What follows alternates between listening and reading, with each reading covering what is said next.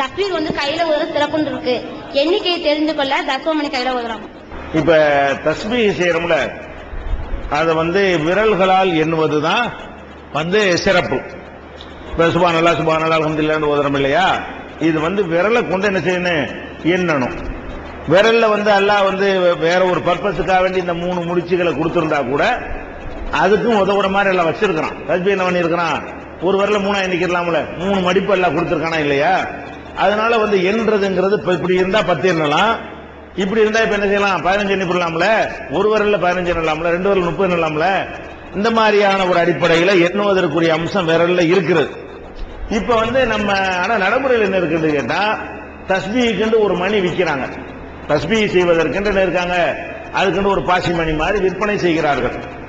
இது ரொம்ப ஒரு புனிதமானதாக வேற கருதுறாங்க. நம்ம சமூகத்தில் என்ன செய்யறாங்க, கல்யாணம்னா தஸ்பீஹ் மணியோட முஸல்லாவோட சேர்ந்து என்ன செய்யணும், தஸ்பீஹ் மணி கொடுக்கணும். ஹஜ்ஜுக்கு போயிட்டு வாங்கிட்டு வர்றாங்க.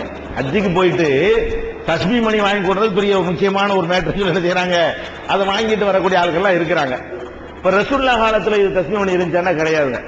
இந்த தஸ்பீஹ் மணி என்பது அதாவது இந்து கிறிஸ்தவ சமயங்கள்ல அது உண்டு. ஜெபமாலை என்ன, ஜெபமணி ஜெபமாலைம்பாங்க.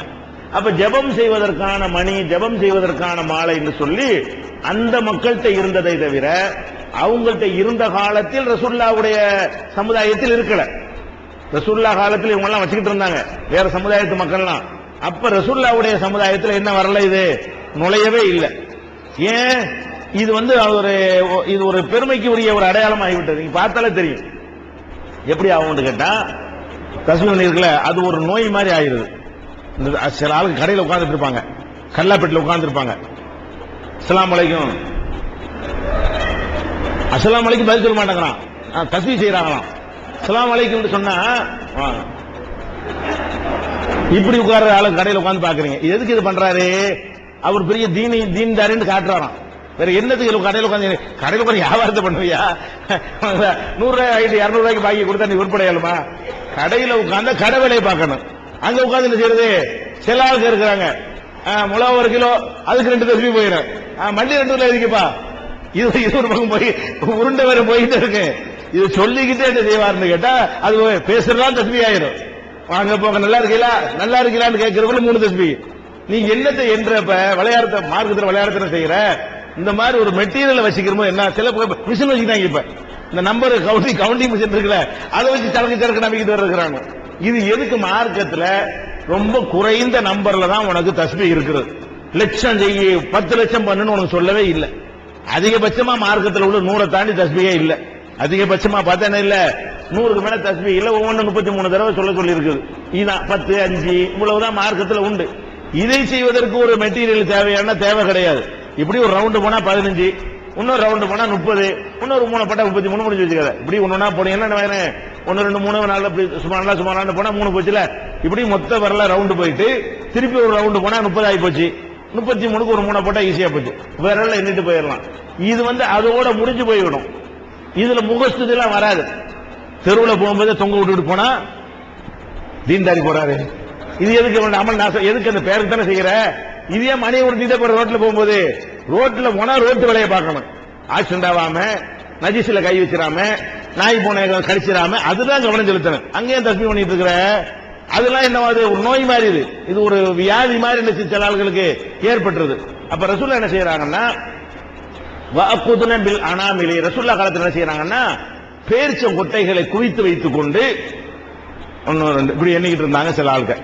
அப்ப ரசூலுல்லாஹ் என்ன பண்ணாங்க, இப்படி செய்யாதீங்க, விரல்களால் எண்ணுங்கள், அந்த விரல்களும் மறுமையில் சாட்சி சொல்லும் அப்படின்னு ரசூலுல்லாஹ் சொல்லிவிட்டாங்க. வேற ஒரு மெட்டீரியல், வேற ஒரு மெத்தட்ல தஸ்பீஹ் பண்ணி வச்சிருக்காங்க. அதை பார்த்து ரசூலுல்லாஹ் என்ன பண்றாங்க, விரலால் எண்ணுங்கள்ன்றாங்க. அப்ப விரலை கொண்டு எண்ணுவதுதான் மார்க்கத்தில் உள்ளது. இது என்னவாகும் கேட்டா, ரசூலுல்லாஹ் இதுக்கு ஒரு எச்சரிக்கை பண்ணிட்டாங்க.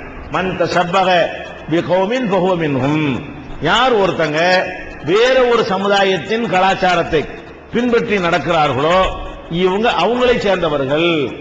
அப்ப நீ தஸ்பீஹ் மணின்னு பேரை வச்சுக்கிட்டீங்கன்னா நீ ஜெபமணி கூட்டம் தான், நீ ஜெபமாலை கூட்டமா தான் ஆகவே தவிர இதுல ஆக மாட்ட, இந்த கூட்டத்தில் ஆக மாட்டேன்றாங்க ரசூல் ஸல்லல்லாஹு அலைஹி வஸல்லம். இதையும் அதை போய் காப்பீடிக்கிற. இப்படி ஒண்ணு மார்க்கத்தில் உள்ளதுன்னா ரசூலுல்லாஹ் செஞ்சிட்டு போயிருக்க மாட்டாங்களா? தஸ்பீஹ் மணிங்கிற பெரிய நவீன காலத்து கண்டுபிடிப்பா, சும்மா புளிய கொட்டையும் ஒரு மொச்ச கொட்டையும் கூட கோத்து வச்சுக்கலாமே செய்யறதா இருந்தா. அந்த காலத்துல அவங்க செய்யத்தானே செஞ்சாங்க. வேற மதத்துல உள்ளவங்க எல்லாம் அதை பார்த்துட்டு ரசூலுல்லாஹ் என்ன செய்யல, அந்த மாதிரியான ஒரு காப்பி அடிக்கக்கூடிய தன்மையை சொல்லி தரல. அதனால இந்த தஸ்பீஹ் மணி என்பது பெருமைக்கு உரியதாகிவிட்டது, முகஸ்துதிக்கு உரியதாகிவிட்டது.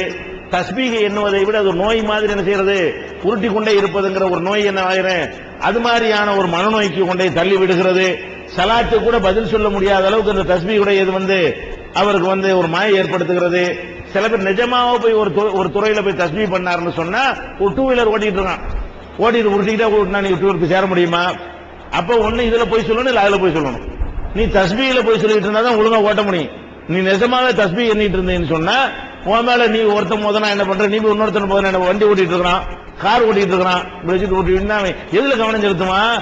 எதுக்கு செல்போன் ஓட்டிக்கிட்டு பேசிக்கிட்டு கார் ஓட்டதான் சொல்றாங்க? செல்போன் பேசிக்கிட்டு டூ வீலர் ஓட்டக்கூடாது எதுக்கு சொல்றான்? ஆக்சிடென்ட் ஆகக்கூடாது தானே. நம்ம கவனம் ஒரு மனிதன் ஒரு குறிப்பிட்ட ஒன்றைதான் கவனிக்க முடியும்.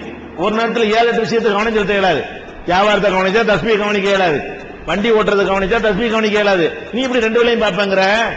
நடக்கும்போதெல்லாம் அதை போய் தஸ்பீஹ் பண்ணி என்ன பாருங்க, நடக்கும்போது எதுக்கு உருட்டிட்டு போறேன், நடக்கும்போது கீழே பார்த்து ஒழுங்கா நடந்து போக வேண்டியதானே. அப்ப இதெல்லாம் பார்த்தாலே தெரியும், இதெல்லாம் ஒரு டிராமா. தங்களை ஒரு ஆன்மீகவாதி என்று காட்டுவதற்கு மக்கள்லாம் பார்த்து என்ன செய்யணும், நல்ல மனுஷன் அவன் கடன் கொடுக்கணும், அப்படி நல்ல மனுஷன் மதிக்கணும், மூலானான்னு கூப்பிடணும். இதுக்காக செய்யற வேலை தான் இது. சராசரி மனுஷனை வாழ்ந்துட்டு போங்கப்பா, எதுக்கு தேவையில்லாம